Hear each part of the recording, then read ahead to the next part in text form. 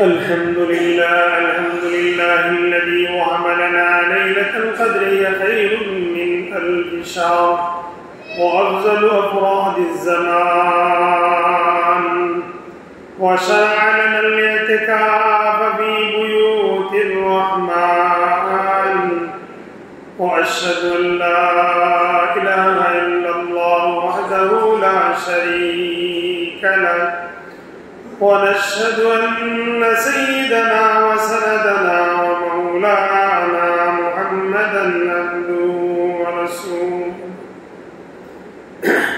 أما بعد فأعوذ بالله من الشيطان الرجيم بسم الله الرحمن الرحيم والفجر وليال عشر والشفع والوتر والليل إذا يسر قال النبي صلى الله عليه وسلم ليلة القدر خير من ألف شهر وقال رسول الله صلى الله عليه وسلم من قام ليلة القدر إيمانا واحتسابا غفر له ما تقدم من ذنبه أو كما قال عليه الصلاة والسلام بارك الله لنا ولكم في القرآن العظيم ونفعنا وإياكم بالآيات والذكر الحكيم সকলে দুরূদ ইব্রাহিম তেলাওয়াত করি আল্লাহুম্মা সাল্লি আলা সাইয়্যিদিনা ওয়া মাওলানা মুহাম্মদ ওয়া আলা আলিহি ওয়া আসহাবিহি ওয়া বারিক ওয়া সাল্লিম আল্লাহুম্মা বারিক আলা মুহাম্মাদিন ওয়া আলা আলি মুহাম্মদ কামা বারাকতা আলা وعلى آل إبراهيم إنك حميد مجيد মহান রব্বুল আলামিনের কারণে অসংখ্য গণিত মেহেরবানি আর দয়া যে আল্লাহ রব্বুল আলামিন আপনাকে আমাকে পবিত্র মাহে রমজানের শেষ দশকের প্রথম অংশে প্রথম দিনই শুরু লগ্নেই মহান আল্লাহ তাআলা আমাদেরকে পবিত্র জুমার দিনের মাধ্যমে রমজানের শেষ দশক আমাদের সূচনা হবে যেহেতু আল্লাহ তাআলা পর্যন্ত আমাদেরকে রমজান মাস পর্যন্ত রোজাদার অবস্থায় আল্লাহ তাআলা আমাদেরকে হায়াত দান করলেন এই জন্য আমরা আল্লাহর প্রতি সন্তুষ্ট হইয়া আল্লাহকে খুশি করার জন্য বলি অন্তর থেকে কালিমাতুশ শুকর আলহামদুলিল্লাহ। যারা রোজা রাখতে পারছেন, যারা রমজান পর্যন্ত আল্লাহর কাছে হায়াত পাইছেন, আমরা কি আল্লাহর প্রতি সন্তুষ্ট না অসন্তুষ্ট? সন্তুষ্ট। তাহলে আপনি যদি খুশি থাকেন, খুশি হইয়া একজন মানুষের প্রতি ধন্যবাদ জানাইতে আমার কষ্ট হওয়ার কথা না, আনন্দের বিষয়। আনন্দের বিষয় একজন মানুষ আমার উপকার করলো, আমি তাকে থ্যাংক ইউ বলতে কষ্ট লাগবে? যখন আপনি বিপদে বন্ধুর কাছে যান তখন দেখি বন্ধুকে বাবাও ডাকতে বাধ্য হয়ে যান, বাপ ডাকেন, দোস্ত তুই আমার বাপ লাগস, কারণ কি বিপদে পড়ে গেছে। তো বিপদের সময় বন্ধুকে বাবা বলতেও দ্বিধাবোধ করে না, কেন? উপকারের প্রয়োজন। মহান আল্লাহ যে আমাকে এত বড় উপকার দান করলেন, রমজান মাসে হায়াত দিলেন, এর চেয়ে বড় উপকার একজন বান্দার প্রতি আল্লাহর তরফ থেকে আর কিছু হইতে পারে না। কেন? এই উপহারটা পাওয়ার জন্য আল্লাহ রাসূল দীর্ঘ 2টা মাস দৈনিক দোয়া করতেন। আপনি আমি আল্লাহ রাসূলের দোয়া শিখানোর পরেও তো বহু মুসল্লিদেরকে জিজ্ঞাসা করি, প্রত্যেকদিন আপনি আল্লাহর কাছে এই দোয়াটা কয়বার করছেন? বহু মুসল্লি মুসলমানের সন্তান পাওয়া যাবে, হুজুর আমার মনে নেই। তার মনে নাই দোয়া করা। আর আল্লাহ রাসূল রমজান মাস পাওয়ার জন্য দৈনিক হাজার হাজার বার আল্লাহর কাছে দোয়া করতেন। আল্লাহ রাসূলের নিয়ে তো আল্লাহ রাসূলের এত সবের প্রয়োজন ছিল না, কিন্তু একজন নবী ছিলেন, কিন্তু জান্নাতি। অথচ এই নবী এই রমজান মাসের সওয়াব অর্জন করার জন্য সব এত বেশি, নিজের আমল থেকে যেন বঞ্চিত না হয় আল্লাহর কাছে দোয়া করতেন। আল্লাহুম্মা বারিক লানা ফি রজব ওয়া শাবান ওয়া বারিক اللهم بارك لنا في رجب وشعبان وبلغنا رمضان আল্লাহ রাসূল আল্লাহর কাছে বলতেন আল্লাহ আমাকে রজব আর শাবান হায়াত বাড়ায় দাও আল্লাহ জিজ্ঞাসা করলেন রাসূল তোমাকে রজব মাসে হায়াত দিলাম শাবান মাসে হায়াত দিলাম কারণটা কি তুমি আমার কাছে হায়াত চাও কেন আল্লাহ রাসূল পরবর্তীতে বলেন ওবাল্লিগনা রমাদান আল্লাহ এই জন্যই বলছি তুমি আমাকে কোন রকম রমজানের কাছে নিয়ে যাবে তখন আমি আরেকটা দরখাস্ত করব অর্থাৎ তুমি আমাকে রমজান মাস পর্যন্ত হায়াত দিও তাহলে কোন মাস আল্লাহ রাসূল পাওয়ার জন্য আল্লাহর কাছে দোয়া করলেন রমজান মাস পাওয়ার জন্য আসলে কি রজব পাওয়ার জন্য শাবান পাওয়ার জন্য না না রমজান মাস ওনারা হায়াতের জন্য পান এজন্য রাসূল দোয়া করছেন নিয়ে আপনি আমি কি আল্লাহ রাসূলের সুকি দামি হয়ে গেছি ওনারা তো নবী পয়গম্বর ওনারা জান্নাতে না গেলে আপনার বাপ দাদা 14 শিরি কেউ জান্নাতে যেতে পারবে না কারণ কি জান্নাতের দরজা তো আপনার বাবার হাতে না আপনার দাদার হাতে না জান্নাতের দরজার চাবি কার কাছে আমাদের নবী আপনাদের নবী বিশ্ব নবী মুহাম্মদ রাসূলুল্লাহ সাল্লাল্লাহু আলাইহি ওয়াসাল্লামের কাছে আর কোন নবীর হাতে নয় যে মুসা নবী ইচ্ছা করলে জান্নাতে যেতে পারবে হযরত নূহ আলাইহিস সালাম ইচ্ছা করলে জান্নাতে যেতে পারবেন না না সব নবীরা জান্নাতের দরজায় গিয়ে দাঁড়ায় থাকবে কেন শেষ নবী যখন আসবে জান্নাতের চাবি নিয়ে দরজা খুলবেন তারপরে না আল্লাহ রাসূল ঢুকবেন এরপরে না আমরা অন্য নবীরা জান্নাতে প্রবেশ করব তাহলে বলেন তো ভাই জান্নাতের চাবিটা কার কাছে আমার নবী আপনার নবী বিশ্ব নবী মুহাম্মদুর রাসূলুল্লাহ সাল্লাল্লাহু আলাইহি ওয়াসাল্লামের কাছে তো আল্লাহ রাসূল আল্লাহর কাছে দোয়া করলেন আল্লাহ আমাকে রজব মাস হায়াত দাও শাবান হায়াত দাও কেন যে আমি চাই তোমার কাছ থেকে রমজান মাসের হায়াত তাহলে আল্লাহ রাসূল আল্লাহর কাছে রমজান মাস পাওয়ার জন্য কি করছিলেন দীর্ঘ 2 মাস লাগাতার দোয়া করতেন দৈনিক দোয়া করতেন রাত্রে বেলা দোয়া করতেন আর আপনাকে আমি মসজিদে বয়ান করিয়াও শিখাইয়াও খুঁজে পাওয়া যায় না এমন মুসল্লি যে আপনি দৈনিক শতবার এই দোয়াটা আল্লাহর কাছে করছেন কিনা আল্লাহুম্মা বারিক লানা ফি রজব ওয়া শাবান ওয়া বাল্লিগনা রমাদান আল্লাহ রজব মাস হায়াত দাও শাবান হায়াত দাও রমজানটা হায়াত দিয়ে দিও কেন এখন প্রশ্ন হলো আল্লাহ রাসূল আল্লাহর কাছে রজব মাস চাইলেন শাবান চাইলেন একটাই উদ্দেশ্য রমজানের হায়াত পাওয়ার জন্য এখন আল্লাহ রাসূল রমজান মাস চাইলেন কেন এটা আমাদের প্রশ্ন নবী রমজান মাসের জন্য তো পাগল কেন আল্লাহ রাসূল রমজান মাস পাওয়ার পিছনে পাগল হওয়ার পিছনে পাগল করা হওয়ার পিছনে বহু কারণ আছে তার মধ্যে থেকে অন্যতম শ্রেষ্ঠ কারণটাই হলো আল্লাহ রমজান মাসের ভিতরে এমন একটা রাত্রি রাখছেন যেই রাত্রিতে ইবাদত করলে কোনো বান্দা যদি একটু সময় ইবাদত করতে পারে আল্লাহ তাআলা তার আমলনামার মধ্যে হাজার মাসের চেয়েও বেশি সওয়াব তার আমলনামায় লিপিবদ্ধ করে দেন কোন মাসে এই রমজান মাসে একটা রাত্রি এমন একটা রাত্রি আছে যে রাত্রিতে আল্লাহ রাব্বুল আলামিন কোন বান্দা যদি ওই রাত্রিতে ইবাদত করে তার আমলনামার মধ্যে কি দিয়ে দেন হিয়া খায়রুম মিন আলফি শাহর ওয়া আফদালু আফরাদিজ জামান আল্লাহ রাসূল সাল্লাল্লাহু আলাইহি ওয়াসাল্লাম বলেন যে এমন একটা মাস আছে রমজান মাস এই রমজান মাসের মধ্যে আল্লাহ রাব্বুল আলামিন এমন একটা সম্মানিত রাত্রি রাখছেন শবে কদর যেটা রমজান মাসে দান করছেন কেমন সম্মানী যে সম্মানী মাসটা কেমন এটা হাজার মাস এবং হাজার জামানা অন্যান্য অংশ থেকেও কি রাখছেন উত্তম রাখছেন তাহলে হাজার মাস কয় হাজার মাস এটা আল্লাহ বলেন নাই 5,000 কোটি মিলিয়ন মাস হইতে পারে 5,000 মাস হইতে পারে 500 বছরের মাস হইতে পারে হাজার মাস বলেছেন অর্থাৎ একটা মানুষ যদি হাজার হাজার মাস আল্লাহর বন্দেগী কাটায় দেয় মসজিদে রুকুতে সাজদায় কাটায় দেয় ওই বান্দা যে পরিমাণ সবের মালিক হবে আল্লাহ তাআলার কোনো নেককার বান্দা যদি শবে কদরের রাত্রিতে অল্প সময় কি করতে পারে ইবাদতে কাটাইতে পারে আল্লাহ তার আমলনামায়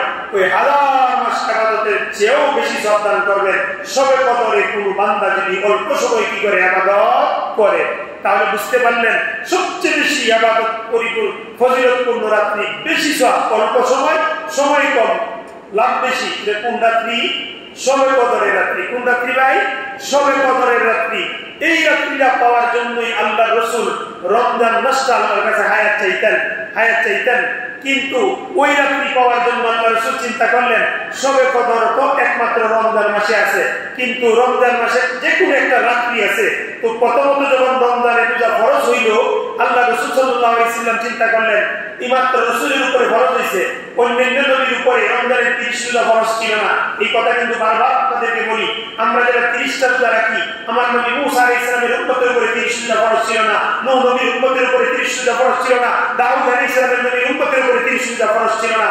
তাদের ছিল অন্য একটা মাস, নির্দিষ্ট অল্প কয়েকটা রোজা ছিল তাদের উপরে ফরজ। একমাত্র 30 রোজা রমজানের রোজা ফরজ ছিল বিশ্ব নবী মুহাম্মদুর রাসূলুল্লাহ সাল্লাল্লাহু আলাইহি সাল্লামের উম্মতের উপরে। আসেন, নবীর উপরে যখন কি হইল, রমজানের 30 রোজা ফরজ হয়ে গেল, আর ঘোষণা দেওয়া হলো এই রাত্রিতে, এই রমজানের 30টা দিনের ভিতরে একটা রাত্রি আছে শবে কদরের রাত্রি, ওই রাত্রিতে এই পরিমাণ সবের মালিক তোমাদেরকে বানানো হবে। আল্লাহ রাসূল শোনার পরে পাগল হয়ে গেলেন, আমার এই রাত্রি সবের প্রয়োজন। এখন কোন রাত্রিটা আছে, কত তারিখের রোজা রাত্রি, এটা আল্লাহ প্রথমে ঘোষণা করেন নাই। এজন্য আল্লাহ রাসূল চিন্তা করলেন, এই রাত্রিকে আমি মিস করতে পারবো না, আমার হায়াতে শবে কদরের সবের প্রয়োজন আছে, আমি শবে কদরের সব চাই। এজন্য আল্লাহ রাসূল চিন্তা করলেন, যেহেতু নির্দিষ্ট করা হয় নাই 27 তারিখের রাত্রি শবে কদর, 28 তারিখের রাত্রি শবে কদর, আর 14 রমজানের রাত্রি শবে কদর অনির্দিষ্ট ছিল। এই জন্য আল্লাহ রাসূল বলেন, তাকে অনির্দিষ্ট, কিন্তু রমজানের রোজা চলে, শবে কদর চলে যাবে আমার হায়াত থেকে, এমন সুযোগ আমি আমার হায়াতের জীবনকে দেব না। এই জন্য উনি চিন্তা করে কি করলেন, প্রথমত যখন এই রমজানের রোজা ফরজ হইল, তখন চিন্তা করলেন শবে কদর পাওয়ার একমাত্র রাস্তা হইল আল্লাহর ঘরে গিয়ে আমি কি করবো, 30টা রোজাই ইতিকাফে বসে যাব। কয় রোজা? 30 রোজা। 30 রোজা ইতিকাফে আসছিলেন। কেন আসছিলেন জানেন? শবে কদরের রাত্রিটা যাতে ওনার হায়াত থেকে মিস না হয়, ছুটে না যায়। এখন শবে কদর পাওয়ার জন্য আল্লাহ রাসূল 30 রোজাই ইতিকাফে মসজিদে ছিলেন।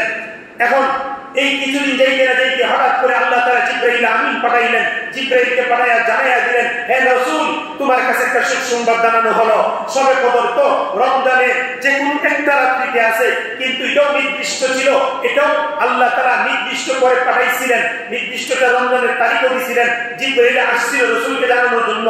প্রতিমধ্যে রাস্তার ভিতরে একটা দুর্ঘটনার শিকার হইয়া একটা ঝগড়ার দৃশ্য দেখে জিবরাইলের জেহেন থেকে আল্লাহ তাআলা কি করলেন, আবার চিনাইয়া নিয়ে গেলেন নির্দিষ্ট তারিখটা। কিন্তু এতটুকু মনে ছিল জিবরাইলের যে রমজানের শেষ দশকের যে কোনো একটা বেজুর সংখ্যার রাত্রিতে হবে শবে কদরের রাত্রি। কে বুঝলেন? তাহলে বোঝা গেল জিবরাইলকে পাঠাইলেন, যাও রমজানের কোন তারিখে শবে কদর, এই জিনিসটা আমার রাসূলকে জানাই আসো। কেন? আমার রাসূল শবে কদর পাওয়ার জন্য গোটা 30টা রোজা রমজানে ইতিকাফে বসে যায়। তাও এত কষ্ট দেওয়া যাবে না আমার নবীকে। তুমি এক কাজ করো, তার উম্মতের সহজের জন্য, আমার রাসূলের সহজের জন্য ইয়া বলো, রমজানের অমুক তারিখটাই হলো শবে কদরের রাত্রি। এবং তারিখও জানাইলেন, নির্দিষ্টও করে দিলেন 27 তারিখ না 28 তারিখ না 14 তারিখ জানাইয়া দিলেন। জিবরাইল নিয়ে আসলেন।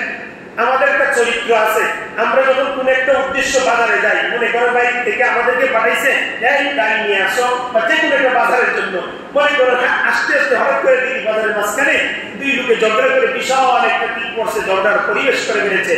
কি মনে করেন আমাকে যে বাড়ি থেকে বাবা পাঠাইলো ডাল আনার জন্য, আমি কি সুজা ডাল নিয়ে অন্য দূরে চলে যাবো? আর রাস্তার মধ্যে ঝগড়া হইতেছে, একটা বিলবার কি মন চাইবে না দিদি দেখতে আসি কে ঝগড়া করে? অবশ্যই চাবে। কারণ কি, প্রতিমধ্যে রাস্তায় একটা ঝগড়া হচ্ছে, দৃশ্য দেখতে স্বাভাবিকভাবে আমরা গিয়ে দেখবো কি হইয়া কি হয়েছে, একটু পরে নিয়ে যাই মনে। এই এমন একটা ঘটনা জিবরাইলের প্রতিমধ্যে রাস্তায় হয়েছিল। রাসূলকে আল্লাহ রাসূল জানাইয়া দিলেন, আল্লাহ জানাইয়া দিলেন জিবরাইল আমার রাসূলকে গিয়া বলো রমজানের অমুক তারিখটা, নির্দিষ্ট তারিখটা জানাইয়া দাও, ওই তারিখে শবে কদরের রাত্রি। আসলেন জিবরাইল, হঠাৎ করে দেখলেন একটা দুইটা লোক ঝগড়া করতেছে রাস্তার ভিতরে, রাস্তার মধ্যে ঝগড়া করে। আর জিবরাইল দেখা গেছে দাঁড়ায় দাঁড়ায় কি করতেছে, ঝগড়া শুনতেছে। এখন এই ঝগড়া শোনার পরে হঠাৎ করে মনে হইলো, হ্যাঁ আমি আসলাম কি সংবাদ নিয়ে, এখন তো ভুলে গেছি, কি যে তারিখটা বলছিল আল্লাহ, তারিখ তো ভুলে গেছি। আসলে কি ভুলে গেছি, আল্লাহ ভুলে গেছে, আল্লাহ ভুলে দিচ্ছেন, আল্লাহ স্মরণ করাই দিচ্ছিলেন। এর পিছনে অন্য হিকমত আছে, ওই দিকে আলোচনা যাচ্ছি না। মূল আলোচনার টপিকটা হলো, আমি যে জিনিসটা বলে দিতে চাইতেছি, আল্লাহ রাসূল রমজান মাস পাওয়ার জন্য আফসোস করলেন, হায়াত পাওয়ার জন্য আফসোস করলেন, আল্লাহর কাছে দরখাস্ত করলেন, আল্লাহ দিয়া দিলেন। আল্লাহ জিজ্ঞাসা করলেন রমজানের জন্য তো পাগল কেন তুমি? আল্লাহ রাসূল বললেন রমজানের জন্য পাগল হওয়ার পিছনে বহু কারণ আছে, এর মধ্যে অন্যতম কারণ হলো শবে কদরের রাত্রিতে তুমি নাকি এই পরিমাণ সওয়াব মুমিন বান্দা বান্দির আমল নামাই দেয়া থাকো, আমার এই সবের প্রয়োজন।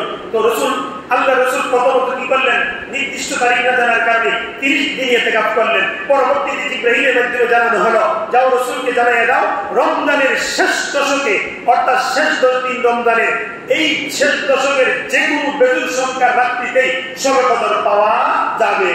এরপর থেকে আল্লাহ রাসূল জানার পর থেকেই আল্লাহ রাসূলের জীবন পর্যন্ত, মৃত্যু পর্যন্ত, উনি ওনার হায়াতে যতদিন জীবিত ছিলেন ততদিন পর্যন্ত 10 দিনের ইতিকাফ কোনোদিন ছাড়েন নাই, জীবন ভর ইতিকাফ করেছেন। বলেন তো দেখি, ইতিকাফটা করেছেন মূল উদ্দেশ্যটা কি ছিল? শবে কদরের সওয়াব পাওয়ার জন্য। কি পাওয়ার জন্য? শবে কদরের সওয়াব পাওয়ার জন্য। এখন আমাদের বর্তমান মুসলিম উম্মার জন্য আফসোস আর পরিতাপের বিষয় হলো, আল্লাহ রাব্বুল আলামিন এই শবে কদরের ফজিলত লইতে গিয়ে আল্লাহ সূরা, অন্য একটা সূরার মধ্যে আল্লাহ কসম খাইছেন। তখন বুঝেন, মানুষের বিষয়ে কসম খায় বিভিন্ন বিষয়ের উপরে, এটার গুরুত্ব বোঝানোর জন্য, নাকি বলেন? আর না হয় কি কসম খাওয়ার দরকার ছিল?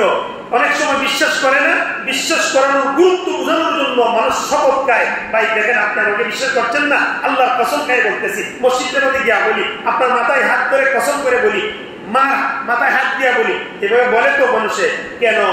কথাটার গুরুত্ব বোঝানোর জন্য, কথার ইয়াকিন যেন তার অন্তরে ঢুকে যায়। আল্লাহ বলেন, আমি এমন আল্লাহ, আমার তো কসমের প্রয়োজন নেই, আমি বললেই তো মুমিনে বিশ্বাস করতে হবে, আপনার ঈমানই থাকবে না। এরপরও আল্লাহ বিভিন্ন ক্ষেত্র বিশেষে বিভিন্ন বিষয়ের জন্য আল্লাহ কি করে ফেলেন? শপথ করে বলেন। আল্লাহ বলেন, ওয়াল ফাজরি ওয়া লায়ালিন আশরি ওয়াশ শাফঈ ওয়াল ওয়াতর। আল্লাহ বলেন, আমি কসম খাইলাম ফজরের ওয়াক্তে। কোন ওয়াক্তে? ফজরের ওয়াক্তে। বলেন তো, 5 বেলা নামাজের মধ্যে সবচেয়ে বেশি পরে আরামের নামাজের ওয়াক্তের নাম কি? ফজর। না বেশি কঠিন ওয়াক্তের নাম ফজর?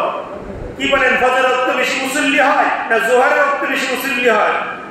মসজিদে মুসল্লি ফজরের সময় বেশি হয় না জোহরের সময় হয়? তাহলে সবচেয়ে বড় কঠিন মুহূর্ত যে বিষয়টা নামাজীদের জন্য কষ্টের নামাজ হলো ফজরের নামাজ। কিন্তু নামাজ আবার 10 রাকাত 5 রাকাত না, 2 4 রাকাত নামাজ। সময় লাগে কম, কিন্তু সবচেয়ে বেশি কষ্ট মুমিনের এই ফজরের নামাজ। আরামের ঘুম ছাড়িয়া আসবে না, চায় না, মন চায় না এই ফজরের নামাজ। আল্লাহ বলেন, 5 বেলা নামাজের মধ্যে আমি ফজরের নামাজের কসম খাইয়া বলতেছি, ফজরের ওয়াক্তের কসম খাইয়া বলতেছি, ওয়াল ফাজরি ওয়া লায়ালিন আশরি ওয়াশ শাফঈ ওয়াল ওয়াতর। আল্লাহ বলেন, আমি তোমাদের অন্তরে বোঝানোর জন্য, বিশ্বাস আসার জন্য তোমাদেরকে আমি ফজরের ওয়াক্ত এবং রমজান মাসের শেষ 10 রাত্রির কসম খাচ্ছি। ওয়া লায়ালিন আশর, লায়াল শব্দের অর্থ রাত্রি, আশর শব্দের অর্থ হলো 10। আল্লাহ বলেন, আমি পবিত্র কোরআনের এই সূরার শুরুর অংশেই আমি তোমাদের কাছে শপথ করে বলতেছি, রমজানের শেষ 10 রাত্রির শপথ করে বলতেছি যে দেখো, শুধু শেষ 10 রাত্রি নয়, ওয়াশ শাফঈ ওয়াল ওয়াতরি, জুর এবং বেজুর, গমন উদ্যান রাত্রির কসম খাইয়া আমি তোমাদেরকে বলতেছি যে এই ইতিকাফ আর শবে কদরের গুরুত্বটা যেন তোমাদের ভিতরে চলে আসে। অর্থাৎ শেষ দশকের ফজিলত আল্লাহর কাছে খুব বেশি, শবে কদরের ফজিলত আল্লাহর কাছে বেশি। বলেন তো, ইতিকাফের গুরুত্ব বোঝানোর জন্য আল্লাহ নিজেই কোরআনের মধ্যে শপথ করে ফেলেছেন। আল্লাহর কি শপথ করার দরকার ছিল? এ ভাই, আল্লাহ তো কোনো একটা কথা বলার কারণে মুসলমানের সন্তানরা বিশ্বাস করতে হবে, আর না হয় ঈমান থাকবে না। আল্লাহ বলে, আমার শবে কদর আর ইতিকাফের গুরুত্ব বুঝিয়ে দিকে আমি মুমিনের অন্তরে এভাবেই আমি বর্ণনা করে দিয়েছি, শপথ করে বলতেছি যে দেখো, ইতিকাফের গুরুত্ব আছে, শবে কদরের গুরুত্ব আছে। তো আমি শেষ দশকের কসম খাইয়া বললাম, আর আমি ফজরের ওয়াক্তের কসম খাইয়া এই কথাটাই বুঝাইলেন যে রমজানের শেষ দশকে লাইলাতুল কদর পাওয়া যায়। কি পাওয়া যায় ভাই? লাইলাতুল কদর পাওয়া যায়। এখন আসেন, লাইলাতুল কদর পাওয়ার জন্য আল্লাহ রাসূল সাল্লাল্লাহু আলাইহি ওয়াসাল্লাম জীবনে যতদিন জীবিত ছিলেন সব সময় কি করেছেন? এই ইতিকাফের মধ্যে অংশগ্রহণ করেছেন, ইতিকাফে বসেছেন। কোন উদ্দেশ্যে? যাতে শবে কদরের সবটা জীবন থেকে ছুটে না যায়, জীবন থেকে ছুটে না যায়। এখন আপনার আমার মধ্যে গ্যারান্টি দিয়া কোন মানুষটা বলতে পারবে যে আমি আশাবাদী আমার জীবন থেকে এই রমজানের শবে কদর ছুটতে পারবে না? এই কথাটা গ্যারান্টি কোন মুসলমানের সন্তান দিতে পারবে? বলেন তো দেখি, গ্যারান্টি দিতে পারবে যে আমি রমজানের ইতিকাফে, আমি রমজানে শবে কদরের সব আমার আমল থেকে ছুটবে না, আমি গ্যারান্টি দিলাম। এই কথাটা কোন মুসলমানের সন্তান বলতে পারবে? অবশ্যই যে মুসলমানের সন্তান রমজানের শেষ দশকে মসজিদে এতেকাফে বসবে, ওই লোকটা ঘুমায় থাকলেও শবে কদরের সওয়াব পাবে, জাগ্রত থাকলেও শবে কদরের সওয়াব পাবে। কেন? শবে কদর তো শেষ দশকের রাত্রিতে দিতে হবে। সুতরাং শবে কদরের সওয়াব যদি এতেকাফকারী ব্যক্তি ঘুমন্ত অবস্থায় থাকে, ওই এতেকাফের সওয়াব ঘুমন্ত ব্যক্তির শরীর দিয়ে দিতে হবে। যদি হাঁটতে থাকে উনার শরীরের উপর দিয়ে দিতে হবে। কেন? উনি মসজিদে আছে, এতেকাফে আছে। সুতরাং শবে কদর তুমি যদি যাইতে হয় ওই এতেকাফকারীর সাথে সাক্ষাৎ করে দেখা করে তুমি যেতে হবে, আর না হয় তোমার যাওয়ার সুযোগ নাই। বলেন তো দেখি, মনে করেন এই এলাকার সব রাস্তার মোড় হলো ফুলের গাড়ির রাস্তা, এই রাস্তা ছাড়া কি মধ্যকান্দি যাওয়া যাবে না, এমন একটা রাস্তাই তৈরি হয়েছে যে এখানে যত মানুষই আছে মধ্যকান্দি যেতে হয়, এই ব্রিজ পার হয়ে যেতে হবে। বলেন তো দেখি, এখন যদি কোন রাস্তায় নেই মধ্যকান্দি যাওয়া, একমাত্র এই রাস্তা দিয়ে যেতে হয়। এখন এখানে যদি এক লোক দাঁড়ায় থাকে, কোন মানুষ হারায় যায়, আশা করি এই লোকটাকে পাওয়ার সম্ভাবনা গ্যারান্টি দেওয়া যাবে তো যে মধ্যকান্দি যেতে হলে এই রাস্তা দিয়ে যেতে হবে। যারা চট্টগ্রাম গেছেন, ফেনী ডিস্ট্রিক্ট ছিলেন, চট্টগ্রামে ঢুকতে হলে ফেনী ডিস্ট্রিক্টে যাইতেই হবে। চট্টগ্রাম থেকে বের হইতে হলে বাংলাদেশের যে কোনো সীমান্তে যেতে চান ফেনী বের হতেই হবে। ফেনী এমন একটা অঞ্চলে, এমন একটা জায়গায় আছে রাস্তায়, তুমি ঢুকতে গেলে চট্টগ্রামে ফেনী দিয়ে দিতে হবে। চট্টগ্রামের ওই অঞ্চল থেকে কোনো মানুষ যদি বাংলাদেশে আসতে চায়, সিলেটে, বগুড়ায়, রাজশাহী, দিনাজপুরে যে কোনো ডিস্ট্রিক্ট আসতে চান ফেনী পার হতে হবে। রেলে গেলেও বাইরে হতে হবে, বাসে গেলেও বাইরে হতে হবে, এমন একটা রাস্তা। সবে কদর আসবে রমজানের শেষ দশকে। এখন শেষ দশকে ইবাদতকারী ব্যক্তিরা, সবে কদর তালাশের ব্যক্তিরা যদি না পায়, আপনি আমি দুপুরে বসে বসে রমজানে শেষ দশকে পাইলে কি সবে কদরের সব আমার সাথে দেখা করে যাবে না ইতিকাফকারী ব্যক্তিদের সাথে দেখা করে যাবে? সুতরাং যারা ইতিকাফ মুতাকিফ ইতিকাফরত অবস্থায় আছে, ওই মুসলমানের সন্তানরাই গ্যারান্টি দিতে পারে এই রমজানের ইতিকাফের সবে কদরের সওয়াব আমি অবশ্যই অর্জন করতে পারব। এছাড়া গ্যারান্টি কোন মুসলমানের সন্তান দিতে পারবে? এই মিয়া, আপনি তো 27 তারিখে আসবেন সবে কদরের পাওয়ার জন্য, কিন্তু আল্লাহ রাসূলের কোন হাদিসে কি আছে নাকি 27 তারিখে সবে কদরের রাত্রি, 29 তারিখে সবে কদর আছে, 25 তারিখে সবে কদর আছে, 23 তারিখে সবে কদর আছে? এইটা গ্যারান্টি দেওয়া নাই। এতটুকু গ্যারান্টি দেওয়া আছে রমজানের শেষ 10 দিন যে রমজান আছে এর মধ্যে বেজুর সংখ্যার রাত্রিতে হবে সবে কদরের রাত্রি। এটাই হলো বিশুদ্ধ কথা, চূড়ান্ত কথা। কিন্তু কোন বেজুর সংখ্যা আছে এটা কি আপনি আমি জানি না, কিন্তু একজন ইতিকাফকারী ওই আশায় ইতিকাফে বসলো আমার জীবনে যেন সবে কদরের সওয়াবটা ছুটে না যায়, এজন্য আল্লাহর কাছ থেকে আমি যেন সবে কদরের সওয়াব নিতে পারি, এজন্য মসজিদে এসে ইতিকাফে বসে গেলাম। এজন্য একজন ইতিকাফকারী গ্যারান্টি দিতে পারবে যে আমি কি করতেছি সবে কদরের সওয়াব এবছর ইনশাআল্লাহ পাবো। এই লোকটা যদি ঘুমায় থাকে আর সবে কদর যদি ওই রাত্রিতে চলে যায়, ঘুমন্ত ব্যক্তিও তার আমলনামায় আল্লাহ তাআলা সবে কদরের সওয়াবকে বিরুদ্ধ করে দিবেন, এর মধ্যে কোনো সন্দেহ নাই। মনে করে বেজুর সংখ্যা রাত্রি যিনি ইতিকাফকারী ব্যক্তি ইনি খাওয়া দাওয়া করে ঘুমায় গেছে, ওই দিকে দিয়ে ইতিকাফ চলে যেতেছে, উনি তো জানে না, কিন্তু না জানো কিন্তু ইতিকাফ তো ওনার শরীরের উপর দিয়ে দিব। কেন? উনি তো আছে মসজিদে, উনি তো দোকানে না, উনি তো ওনার বাড়িতে না, উনি তো বাথরুমে না, উনি তো আল্লাহর ঘরে মসজিদে সেই অবস্থায়। কেন আসছিল? সবে কদর পাওয়ার জন্য আসেও মসজিদে। তাহলে যেদিকে সবে কদর যাবে ওই দিকে কি ইতিকাফকারী ব্যক্তির সাথে দেখা করে যাবে না? ইনশাআল্লাহ দেখা করে যাবে। সুতরাং ইতিকাফকারী ব্যক্তির তার যারাই বসছেন, জীবনে যারাই বসছেন, ইনশাআল্লাহ তারা ভাবতে পারবেন বা নিজেকে এতটুকু বলতে পারবেন আমার জীবনে একবার হলো হায়াতের মধ্যে সবে কদরের সওয়াব কি করছি, উপভোগ করেছি, আল্লাহ আমাকে সবে কদরের সওয়াব দান করেছেন। এই জন্যই আপনাদের কাছে আমার শেষ আর্জি হলো, আমাদের শেষ দশকে চলে আসছি, রমজান আসছে, শেষ দশক চলে আসছি, 20টা রমজান চলে গেল, এখন আমাদের সওয়াব কামাই করার শেষ পর্যায়ে চলে আসছি। এখনো যদি আপনি আল্লাহর কাছ থেকে চাইয়া না নিতে পারেন, আল্লাহর কাছ থেকে না নিতে পারেন, এর চেয়ে হতভাগা, এর চেয়ে কম্বক আর দুনিয়ার জন্য হইতে পারে না। আল্লাহ রাসূলের হাদিসে বলছেন, ও আমার মুমিন, ও আমার উম্মতেরা, রমজান মাস পাওয়ার যদি পরে যদি তোমরা গুনাহ মাফ না করাইতে পারো, এর চেয়ে হতভাগা উম্মত, কমাল করা কোলা হতভাগা হতাশাপূর্ণ উম্মত আমার উম্মতের মধ্যে আর কেউ হইতে পারে না। এজন্য ভাই রমজান মাস হইল গুনাহ মাফের মাস, আল্লাহ তাআলার কাছে আমার তওবা কবুলের মাস, এজন্য আল্লাহর কাছে চাইয়া নিতে হবে। আর এই চাওয়ার রাস্তাই হলো আল্লাহ বলেন তুমি চাওয়ার মতো চাও, এমন ভাবে চাও আল্লাহ যেন দিতে বাধ্য হয়ে যায়। আর চাইতে হবে চোখের পানি বাড়াইতে হবে। আপনি চোখের পানি বাড়াইলেন না, আল্লাহ তো আপনাকে তো সহজে দিবেন না। এজন্য আল্লাহর কাছে চাইতে হবে, চোখের পানি বাড়াইতে হবে। আল্লাহ রাব্বুল আলামিনের কাছে কোনো জিনিস না চাইলেই সহজে পাওয়া যায় না, কিন্তু আমরা চাইতে জানি না। এজন্য ভাই আল্লাহর কাছে চান, অবশ্যই আল্লাহ আপনার চাওয়ার কারণে আল্লাহ তাআলা কি করবেন, রহমত বরকতের দ্বারা আমাদেরকে ভরপুর করে দিবেন। শেখ সাদি রহমতুল্লাহ, ইমাম শেখ সাদির জমানার একটা ছোট্ট ঘটনা বলি। এক বুজুর্গের কাছে কিছু মানুষ অনেক কিছু পাইতো, অনেক কিছু কি করতো, পাইতো, টাকা পয়সা পাইতো আর কি, ঋণগ্রস্ত ছিলেন। তো উনি ঋণ দিবেন, এই জন্য শেখ সাদিকে জানাইলেন, তো শেখ সাদি আমি তো এই পরিস্থিতি পড়ে গেছি, আমার তো হতাশাপূর্ণ অবস্থায়, আমি দিতে পারতেছি না। তো উনি বলবেন ঠিক আছে, অমুক তারিখে তুমি কি করো, ডাকো যাদের পাওনাদাররা আছে ওনাদেরকে নিয়ে বসিয়া মশওয়ারা করো কি করা যায়। যাই হোক পাওনাদারকে ডাকলেন, আল্লাহর ওলি একজন মানুষ, বুজুর্গ মানুষ, ডাক দিচ্ছেন। ডাক দেওয়ার পরে পাওনাদারকে নিয়ে সামনে বসে রয়েছেন, পাওনাদার অপেক্ষায় আছে, উনি আমাদেরকে কি করবে, আমাদের টাকাটা দিবে। তো হঠাৎ করে একটা ছেড়ে যাচ্ছে রাস্তা দিয়া, উনি বলতেছে তুষা সিন্নি লাগবে নি, তুষা হালুয়া লাগবে নি, হালুয়া বিক্রি করা হচ্ছে। তো হালুয়া লাগবে নি বলতেই উনি ওনাকে ডাক দিলেন, আল্লাহর ওলি বুজুর্গ ডাক দিছে, ছেলে এদিকে আসো। আসছে, তোমার কাছে কি পরিমাণ হালুয়া হবে, সকলকে কি খাওয়াইতে পারবা? বাচ্চারা বলতেছে জি হুজুর আমি সকলকে খাওয়াইতে পারবো। বাস উনি ওই বাচ্চারা সকলকে হালুয়া দিছে। হালুয়া শেষ, ওই বাচ্চা বলতেছে হুজুর এখন আমার টাকা দেন, আমি তো হালুয়া আপনাদেরকে দিয়ে দিছি, আমার টাকা দেন। আমার আম্মু তো আমাকে কি করছে, হালুয়া দিছে বিক্রি করে টাকা নিয়ে বাড়িতে যাওয়ার জন্য, আম্মুর কাছে যেতে হবে, আপনি আমার টাকা দেন। তো আল্লাহর ওলি বলতেছে হে যুবক ছেলে, আমার সামনে যারা বসা আছে এরা সবাই পাওনাদার, এরা আমার কাছে টাকা পায়, পাওনাদারের অপেক্ষায় আছে টাকা দেওয়ার জন্য, এরাও বসে রয়েছে, তুমি একটা তুমিও তো পাওনাদার, তুমিও বসে থাকো, দেখি কোনো ব্যবস্থা হয় নাকি। চিন্তা করে, কত একটা চিন্তা। পাওনাদারা বসে রয়েছে, এই ছেলে হালুয়া বিক্রি করছে, বলতেছে আমার টাকা আমাকে দেন, আমার আম্মুর কাছে টাকা নিয়ে দিতে হবে।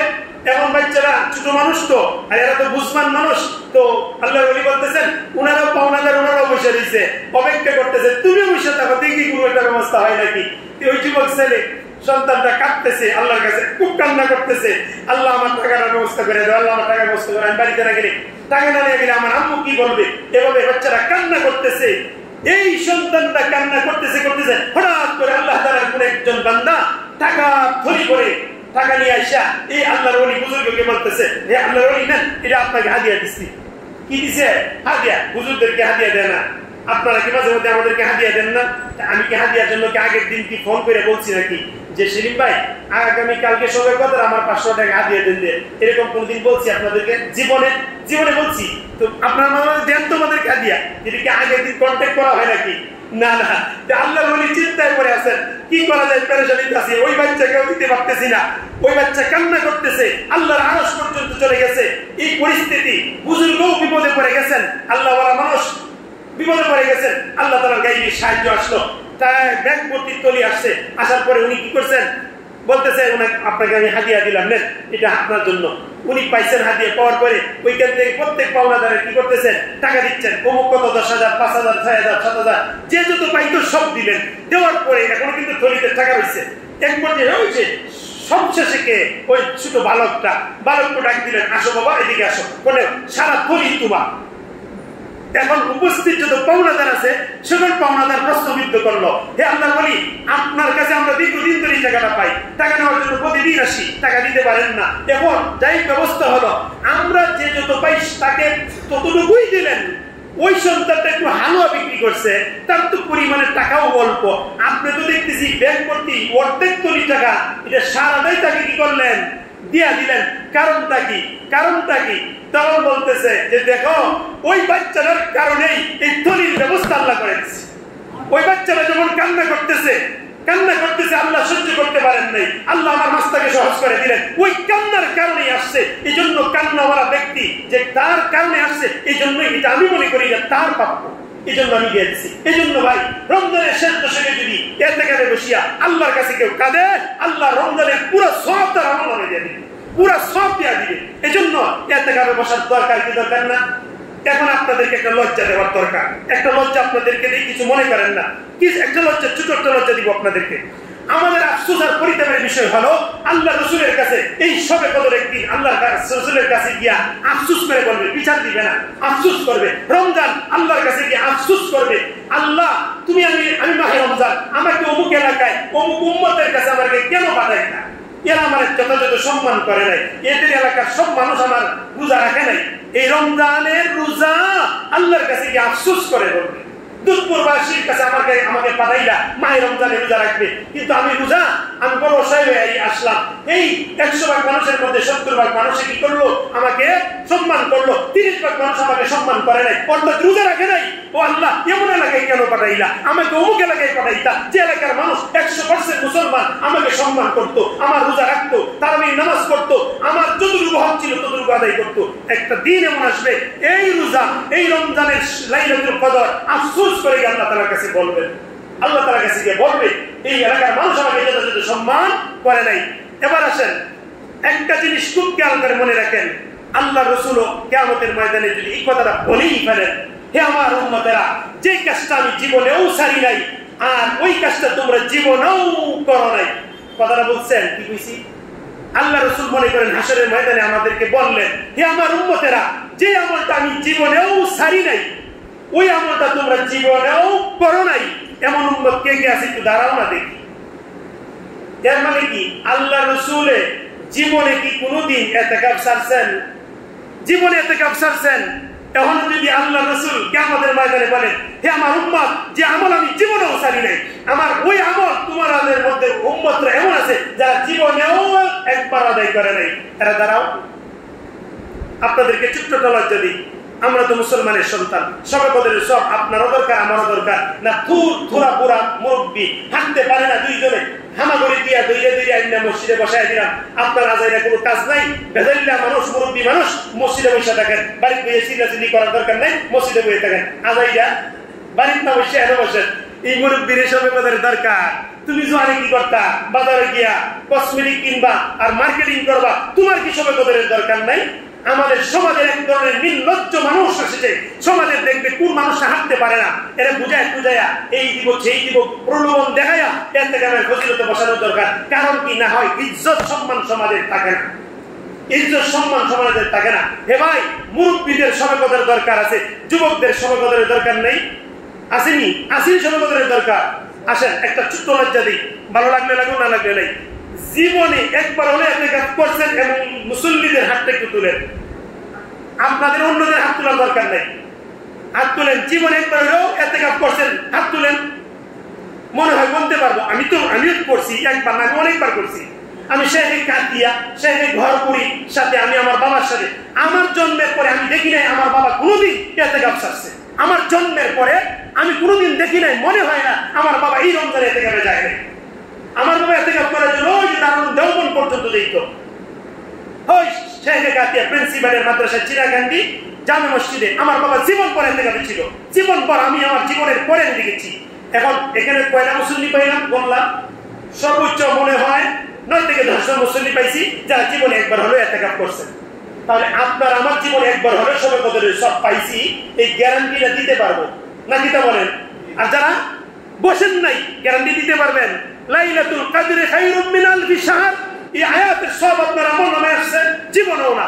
সুতরাং আফসোস আর পরিতাপের বিষয় হলো আপনারা মুমিন হওয়ার পরেও যেই আমলটা নবী জীবনেও ছাড়ে নাই, ওই আমলটা আমরা এখনো জীবনেও একবার পর্যন্ত আদায় করতে পারি নাই। এর চেয়ে নির্লজ্জতা, এর চেয়ে হতাশা, এর চেয়ে লজ্জার কোনো বিষয় হতে পারে না।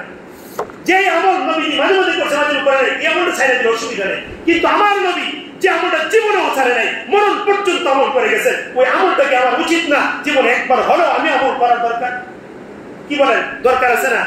এই জন্য রমজান মাস আসলে মা বোনরাও ইতিকাফে বসবে বাড়িতে, পুরুষরা মসজিদে ইতিকাফে বসবেন। কেন?